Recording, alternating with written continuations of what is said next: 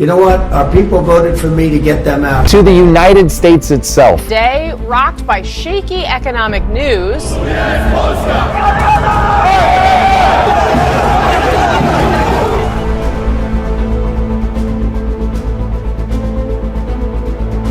Hi darlings, అందరికీ ముందుగా మన రామోబాయ్ ఛానల్కి స్వాగతం సుస్వాగతం. ఈ వీడియో యూత్ అందరికీ అంకితం మామ. ఓకే, చాలా జాగ్రత్తగా వినండి. నా దగ్గర స్క్రిప్ట్ కూడా లేదు. మనందరం we are driven by that common ఒక గోట్ మెంటాలిటీ తోటి వీఆర్ డ్రివెన్ అనమాట. అంటే నాకు లిటిల్గా నా స్టోరీ గురించి మాట్లాడాలంటే, బీటెక్ లో ఉన్నప్పుడు నుండే ఈసీ తీసుకోమనే వాళ్ళు అనమాట. ఈసీ ఎందుకు తీసుకోవాలంటే, అరే సాఫ్ట్వేర్ సైడ్ వెళ్ళొచ్చు, at the same time electronic side వెళ్ళొచ్చు, దేంట్లో కన్నా వెళ్ళొచ్చు అని చెప్పేవాళ్ళు. అందరిలాగానే మేము కూడా అదే గొర్రె మెంటాలిటీ తోటి. అందుకే ఈ ఇంటర్ వాళ్ళు కూడా చూడండి మామ ఈ వీడియో చూస్తే మీకు ఏమర్థం అవుతుందంటే, ఓకే ముందుగానే intermediate is the most important phase అనమాట. ఆ ఫేజ్లోనే ఎటువైపు వెళ్ళాలి అనేది తెలుస్తుంది. అక్కడి నుంచే చాలా జాగ్రత్తగా మీ ఇంట్రెస్ట్ ఏంటో తెలుసుకోండి లింక్స్ ఫస్ట్. అంటే మనం ఏం చేస్తామంటే, దట్ ఈస్ ద ప్రాబ్లం అనమాట. మనం ఏం ఇంట్రెస్ట్ ఉంది, ఎందులో మనకు స్కోప్ ఉంది, ఇవి చూసుకోం. ఇప్పుడు ఫర్ ఇన్స్టెన్స్ ఒక చిన్న స్మాల్ ఎగ్జాంపుల్ చెప్పాలనిపించింది మౌలి ఎగ్జాంపుల్ తీసుకోవాలనిపించింది. ఎందుకో నాకు I feel like talking about those people అనమాట. మౌలి ఇంకా వాళ్ళ మ్యూజిక్ డైరెక్టర్, వీళ్ళిద్దరు ఎగ్జాంపుల్ తీసుకోవాలనిపించింది. ఇప్పుడు స్టార్టింగ్లో వాళ్ళు అంత ఆ గోట్ మెంటాలిటీ నుండి బయటకు వచ్చేసి వాళ్ళ కంటెంట్ క్రియేషన్లోకి, వాళ్ళ ఇంట్రెస్ట్లోకి, ప్యాషన్లోకి వెళ్ళారు కదా. Now see how successful they are. మీరు అనొచ్చు దీనికి అబ్రాడ్కి సంబంధం ఏంటంటే, డెఫినెట్గా సంబంధం ఉంది, చెప్తా. ఏంటంటే ఇప్పుడు అబ్రాడ్ అనేది ఒక ఎండ్ గేమ్కి వచ్చేసింది మా. సింపుల్గా చెప్పాలంటే ఇదే గోట్ మెంటాలిటీ ఏదైతే నేను ఈసీలోకి వెళ్ళేసి ఎటైతే అటు వెళ్ళిపోవచ్చు అనుకొని, నాలాగానే కుప్పలు మంది ఉంటారు. చాలా మంది ఇదే మెంటాలిటీ తోటి ఈసీ తీసుకుంటే ఎందులో కన్నా వెళ్ళొచ్చు అన్నట్టు ఉండే మెంటాలిటీ తోటి అబ్రాడ్ వస్తే ఎందులోకందులో సెటిల్ అయిపోవచ్చు, ఎలాకలా జాబ్ చేయొచ్చు అని చెప్పేసి కుప్పలు మంది వచ్చేసేవాళ్ళు అనమాట. లిటిల్గా యూఎస్ఏలోనే దగ్గర ఎవ్రీ ఇయర్ 4 lakhs మెంబర్స్ వచ్చారు. లాస్ట్ కొన్ని years back every year 4 lakh members. నవ్వు చాలా మంది సఫర్ అవుతున్నారు బేసికలీ. చాలా మంది అంటే చాలా మంది, ఇంక నేను చెప్పలేని నెంబర్ అనమాట. అది మీకు అర్థం చేసుకోవాల్సింది అంటే, ఏదన్నా ఒక ఫీల్డ్లోకి ఒక ఆ గోట్ మెంటాలిటీ తోటి వచ్చేసామనుకోండి అందరం, సో దానివల్ల ఏమవుతుందంటే మొత్తానికి ఓవరాల్గా ఇంపాక్ట్ అవుతుంది.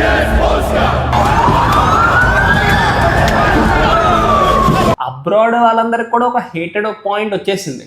ఏంటంటే, ఇప్పుడు సింపుల్ లాజిక్, పెద్ద ఇల్లు మనది, చాలా పెద్ద ఇల్లు. ఓకే, పెద్ద ఇల్లు ఉందనుకోండి, ఇద్దరు వచ్చారు. ఇద్దరు వచ్చేసి మేము ఎక్కడో ఒక మూల ఉంటాము, ఏదో పని చేసుకుంటూ ఉంటాం, మీకు ఏదో చిన్న పనులు ఉంటే అవి చేసి పెడతా ఉన్నాం అనుకో. సరేలే పోనీ అని ఉండనిస్తాం. ఎప్పటిదాకా ఉండనిస్తాను నేను వాడిని? ఎప్పటిదాకా అయితే నా ఇల్లు బాగుండి, అరే పర్లేదు నాకు ఎటువంటి ప్రాబ్లం లేదు, ఎంతమంది కొంతమంది వచ్చినా వాళ్ళ పని వాళ్ళు చూసుకుంటారని చెప్పేసి వదిలేస్తా. ఎప్పటిదాకా వదిలేస్తా? నా ఇల్లు బాగున్నంత వరకు వదిలేస్తా. సో వీళ్ళు కూడా, అబ్రాడ్ వాళ్ళు కూడా అంతే. కుప్పలు జాబ్స్ ఉన్నాయి మామ. లిటరల్గా చెప్తున్నాను, కొన్ని ఇయర్స్ బ్యాక్ నేను వచ్చిన టైం కూడా దేర్ వాజ్ ఎ ఫేజ్, నన్ను ఇంకో జాబ్ చేయమనే ఆపర్చునిటీ కూడా వచ్చింది అనమాట. సరే నేను చేయలేదు, నాకు ఎథికల్ ఇవన్నీ ఒప్పుకోలేదు, సో నేను చేయలేదన్నమాట. ఎందుకంటే అసలే అప్పటికే మార్కెట్ కొంచెం ఇలా ఉంది. సరే ఎందుకు అని నేను చేయలేదు. నాకు ఇష్టం లేదు అలా ఫస్ట్. ఓకే చేస్తే డబ్బులు వచ్చాయి కానీ, బట్ నేను చేయలేకపోయాను. ఓకే, సో అప్పుడు చేయమన్నా నేను చేయలేదు, ఇక వదిలేసాను అనమాట. ఓకే, సో అలా అంత హెవీ ఛాన్స్ ఉందన్నమాట. ఓకే, అందుకే ఇలా అబ్రాడ్ వచ్చినప్పుడు చాలామంది కలర్ఫుల్ లైఫ్ అనుభవించారు, చాలామందికి చాలా మంచిగా ఉండింది. అసలు లిటరల్ చెప్పాలంటే కొంతమంది 4-5 జాబులు చేశారు. కోవిడ్ టైంలో నిజంగా చెప్తున్నా డార్లింగ్స్, ఐటీ బూమ్ టైం ఏమన్నా ఉందంటే కోవిడ్ టైం. ప్రపంచంలో అందరూ సఫర్ అయ్యారు మామ. ఐటీ వాడు మాత్రం ఎంజాయ్ పండగ అనమాట. అసలు ఐటీ వాడు ఎంజాయ్ చేసినట్టు ఇంకెవ్వరు ఎంజాయ్ చేయలేదు కోవిడ్ టైంలో. ఎందుకంటే కోవిడ్ టైంలో మనకి మొత్తం ఆన్లైన్ అయిపోయింది అనమాట. ఆఫ్లైన్ బిజినెసెస్ పాపం చాలా సఫర్ అయ్యారు మామ. ఇంకా నేను అది సో సాడ్ యాక్చువల్. ఆన్లైన్కి వచ్చేసారు కదా అందరు. ఇప్పుడు ఎందుకు కోవిడ్ టైంలో అంత పీక్ వెళ్ళిపోయిందో చెప్తాను. ఇది చాలా బాగుంది. నాకు చాలా ఫ్యాసినేటింగ్ అనిపించింది అనమాట. ఎందుకంటే అరే ఎందుకు ఇలా కోవిడ్ టైంలో ఐటీ బూమ్ అయ్యి కోవిడ్ తర్వాత ఐటీ పడిపోయింది మొత్తం. లిటరల్గా ఇట్లా వెళ్ళిన కర్వ్ ఇట్లా పడిపోయింది అనమాట, స్టీప్ కర్వ్. ఎందుకు ఇట్లా అయిందని చెప్పేసి అనుకునేవాడిని. సో నేను I started doing that research అనమాట. అప్పుడు నాకు అర్థమైంది, కోవిడ్ టైంలో మొత్తం ఆఫ్లైన్ నుండి ఆన్లైన్కి షిఫ్ట్ అయిపోయింది. మార్కెట్ కానీ లేదంటే ఎవ్రీథింగ్, షాపింగ్ కానీ ఎవ్రీథింగ్ ఆన్లైన్కి షిఫ్ట్ అయిపోయింది. సో ఇప్పుడు ఆన్లైన్ షిఫ్ట్ అయిపోతే ఏమైంది, మార్కెట్స్ అంటే ఇప్పుడు అనలిస్ట్ జాబ్స్ కానీ లేదంటే సాఫ్ట్వేర్ ఇంజనీర్స్ జాబ్స్ కానీ లేదంటే డిజైనింగ్ జాబ్స్ కానీ వెబ్ డిజైనింగ్, వెబ్ డెవలప్మెంట్, ఇలాంటి డెవలప్మెంట్ జాబ్స్ అన్నీ ఐటీ మొత్తం ఒక దగ్గరకు వచ్చేసింది అనమాట. హైలీ అంటే చాలా ఎక్కువ డిమాండ్ ఉండింది ఐటీ జాబ్స్కి. ఎందుకంటే ఎవ్రీథింగ్ మార్కెట్ మొత్తం మారిపోయింది ఆన్లైన్కి ఒక్కసారి. దానివల్ల హెవీ జనరేషన్ ఆఫ్ జాబ్స్ అనమాట. ఒక్కొక్కళ్ళకి 5-6 జాబ్స్ వచ్చినాయి. మామ మీరు చెప్తే నమ్మరు. జస్ట్ ఇమాజిన్, యూఎస్ఏలో యావరేజ్ శాలరీ అంటే ఒక జాబ్, ప్రొఫెషనల్ జాబ్ చేస్తే $5,000. ఒక 5 జాబ్స్ చేశాడు అనుకో, 5 జాబ్స్ చేసిన వాడికి ఎంత వచ్చింది, $25,000. సరే $20,000 వేసుకున్నా, $20,000 ఎవ్రీ మంత్ అంటే 16 లక్షలు. 16 లక్షల్లో 6 లక్షలు వాడి ఇండియాకి 10 లక్షలు పంపించిన ఓ సంవత్సరం చేస్తే కోటి, దగ్గర $1 కోటి ఒక సంవత్సరంలో ఇండియాకి పంపించేస్తే ఇంకేముంది చెప్పు. అంతకంటే అసలు అలాంటి ఫేజ్ అనమాట. సో ఈ ఫేజ్లో ఏం ఇది చాలా ఇంపార్టెంట్ అనమాట. ఈ ఫేజ్లో ఏం చేశారంటే చాలామంది అమ్మ ఇంకా ఇలాంటివి విన్నారు, ఇలాంటివి వినేసి అమ్మ ఇంత సక్సెస్ స్టోరీస్ ఉన్నాయా అని చెప్పేసి చాలామంది అబ్రాడ్కి ఫ్లాక్ అయ్యారనమాట. సరే బూమ్ చేసుకుందాం, ఇది మనం వాడుకుందాం అని చెప్పి. బట్ పాయింట్ ఏంటంటే ఆ ఐటీ బూమ్ అనేది ఆ కోవిడ్ టైంకే నిలిచిందనమాట. ఆ కోవిడ్ తర్వాత డౌన్ఫాల్ అయిపోయింది మొత్తం ఆ ఐటీ. అందుకంటే డిమాండ్ పోయింది, మళ్ళీ ఆఫ్లైన్ అయిపోవడము, ఇంకా చాలా రకాలు. ఇప్పుడు మీరు ఆలోచించండి, మీకు అర్థమవుతుంది. అలానే ఉంటుంది అనుకున్నారు. ఇప్పుడు యాక్చువల్గా మార్క్ జకర్బర్గ్ ఉన్నాడు కదా, మార్క్ జకర్బర్గ్ ఇదే చెప్పాడు అనమాట. రీసెంట్గా చాలా మంది లే ఆఫ్స్ అయినాయి కదా. ఆ ఫేస్బుక్ మార్క్ జకర్బర్గ్ వాళ్ళ టీం చెప్పిన విషయం అనమాట. కోవిడ్ టైంలో ఉన్న భూమ్ ఏదైతే ఉందో ఐటీ భూమ్, అదే మేము నిలుస్తుంది అనుకున్నాము. కానీ ఏమైందంటే ట్రెండ్ మొత్తం మారిపోయింది, మార్కెట్ మారిపోయింది. దాంతో ఇన్ని లే ఆఫ్ చేయాల్సి వచ్చింది అని చెప్పేసి మెటా వాళ్ళు, బేసికలీ ఫేస్బుక్ అంటే ఈ మెటా వీళ్ళందరూ ఒకటే కదా ఆల్మోస్ట్. సో వీళ్ళు చెప్పారనమాట ఎక్స్ప్లెనేషన్. ఇప్పుడు ఎందుకు ఎగిరిపోయినా అర్థమైంది కదా.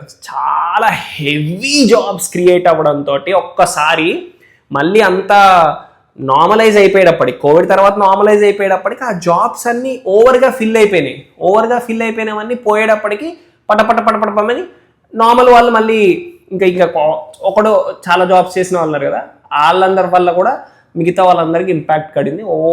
ఓవరాల్గా వాళ్ళని నమ్ముకొని ఆ ఇండియా నుండి వచ్చిన వాళ్ళకి, చాలా కంట్రీస్ నుంచి వచ్చిన వాళ్ళకి కూడా ఇంపాక్ట్ అయింది అనమాట. ఇప్పుడు ఇందాక ఫస్ట్ ఒక స్టోరీ చెప్పా చూసారా, నా ఇల్లు బాగున్నంత వరకు సరే ఉండని అనుకుంటాం.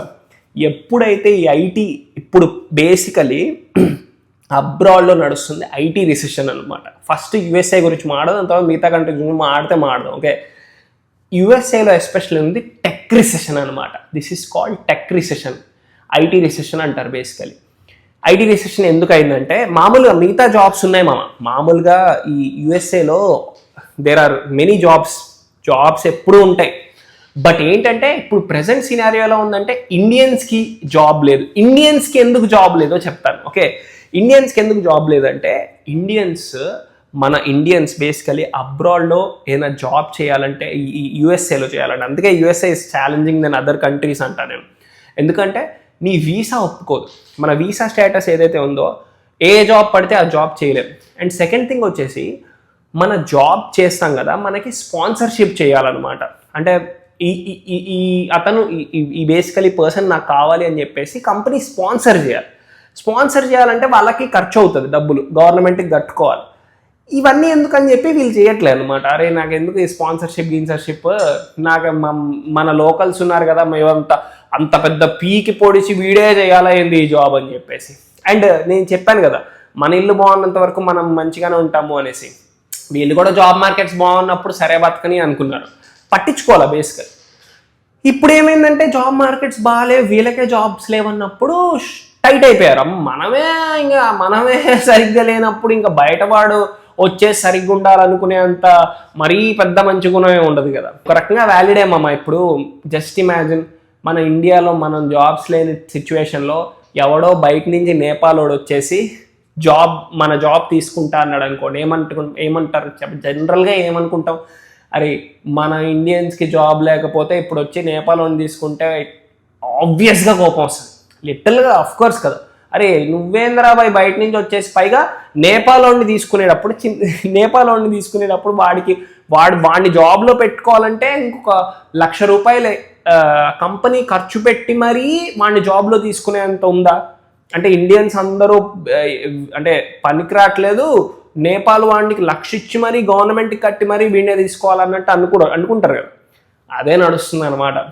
ఇక్కడే కాదు, యుఎస్ఏలో అదే సిచ్యువేషన్. ఇంకా ట్రంప్ మొత్తాన్ని టైట్ చేస్తాడు. Pouring into our place, and you know what? Our people voted for me to get them out. Creamy layer తప్ప, మెరిట్ లేయర్ తప్ప మిగతా వాళ్ళందరూ వెళ్ళిపోవాలన్నట్టు ఉన్నాడు అనమాట. ఇంకా ఇంకా ఓపీటీ కూడా తీసే ఛాన్స్ ఉందేమో మేబీ. చాలా కొత్త రూల్స్ తెచ్చారు. కొత్త రూల్స్ వింటే షాక్ అయిపోతారు.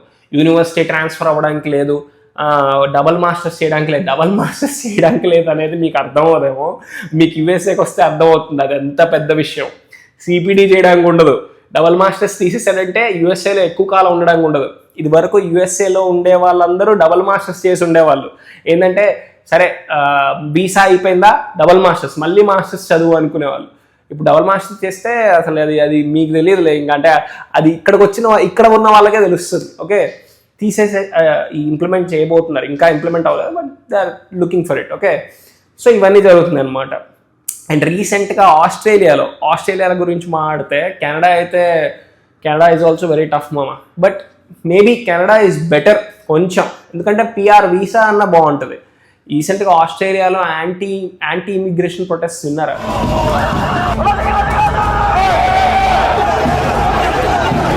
Especially anti immigration protest India ఉద్దేశించే జరిగినాయి అనమాట. ఓకే, ఇక్కడ ఒక విషయం మాట్లాడదామంటే, మన వాళ్ళు ఏమన్నా పెద్ద పీకి ఉన్నారా అబ్రాడ్లో అంటే అంత లేరు మామ. లిటరల్గా మీరు షాక్ అవుతారు. అసలు మనం అంతమంది లేము అసలు ఇందులో. నేను యాక్చువల్గా యుఎస్ఏలో 35 crores జనాభా, మన ఇండియన్స్ దాదాపు ఓన్లీ 55 lakhs దగ్గరలో. నథింగ్ కదా అది. దానికి ఇంత గౌరవం అసలు. ట్రంప్ మొన్న ఇండియన్స్ని తీసుకోకండి కంపెనీస్, పెద్ద టెక్ కంపెనీస్కి అని చెప్పాడు అనమాట. అసలు అంత చేయాల్సిన అవసరం లేదు. 50 lakh అంటే అసలు నెగ్లిజిబుల్ మామ. నాట్ ఈవెన్ లైక్ అసలు ఇది ఆర్ నాట్ ఈవెన్ 10% కూడా కాదు కదా. దానికే చచ్చిపోతున్నారు అసలు. ఆస్ట్రేలియాలో కూడా అంతే. ఆస్ట్రేలియాలో కూడా చాలా తక్కువ, నెగ్లిజిబుల్. అసలు ఆస్ట్రేలియా జనాభా ఎంత తిప్పి కొడితే 3.5 crores ఎంత ఉంటుంది, 4 కోట్ల మంది. ఆ 4 కోట్ల మందిలో ఇండియన్స్ ఒక 10 లక్షల మంది ఉంటారేమో. దాంట్లోనే యాంటీ ఇమిగ్రేషన్ ప్రొటెస్ట్. అయితే ఈ యాంటీ ఇమిగ్రేషన్ ప్రొటెస్ట్ గురించి ఇంకో విషయం మాట్లాడాలంటే, హేట్రెడ్ బేసికలీ అది ఎందుకు జరిగిందంటే, మేజర్ రీజన్ ఏంటంటే ఆస్ట్రేలియా ఫ్లాగ్ని బర్న్ చేశారు. అది ఎవరు చేశారు? మనోళ్ళు. అంటే ఈ ప్యాలెస్టీన్ అనే ఒక ప్లేస్ ఉంటుంది అనమాట. బేసికలీ ఆ ప్యాలెస్టీన్లో ఏమవుతుందంటే ముస్లిమ్స్ని కొంచెం బాగా తొక్కుతున్నారు అనమాట పాపం, అన్ఫార్చునేట్లీ. అది చాలా పర్సనల్ కూడా. దాని గురించి నేను ఒక పెద్ద వీడియో చేయొచ్చు, ఇజ్రాయెల్ ప్యాలెస్టీన్ కాన్ఫ్లిక్ట్ మీద. సో ప్యాలెస్టీన్ అలా జరుగుతుందని చెప్పేసి ఆస్ట్రేలియా నుండి వీళ్ళు they are trying to fight అనమాట. సో వీళ్ళు ఏం చేశారు, సరే ఫైట్ చేశారు. సింపుల్గా నార్మల్గా ప్రొటెస్ట్ చేస్తే ఓకే. ఫ్లాగ్ని బర్న్ చేస్తే ఎవరికన్నా కోపం వస్తుంది. ఇప్పుడు నువ్వు ఆల్రెడీ ఇమిగ్రెంట్. మనందరం ఒక విషయం గుర్తుపెట్టుకోవాలి, మనం ఆల్రెడీ ఇమిగ్రెంట్స్ అన్నప్పుడు మూసుకొని ఉండాలి. జనరల్గా చెప్తున్నా. ఇప్పుడు మన ఇండియాకి వచ్చేసి మన లోకల్ ఏరియాకి వచ్చేసి ఒకడు రుబాబ్ చేయడం, మన కంట్రీని అనడం, ఫ్లాగ్ బర్న్ చేయడం, ఇలాంటి వేషాలు వేసారంటే ఎవరికన్నా కోపం వస్తుంది.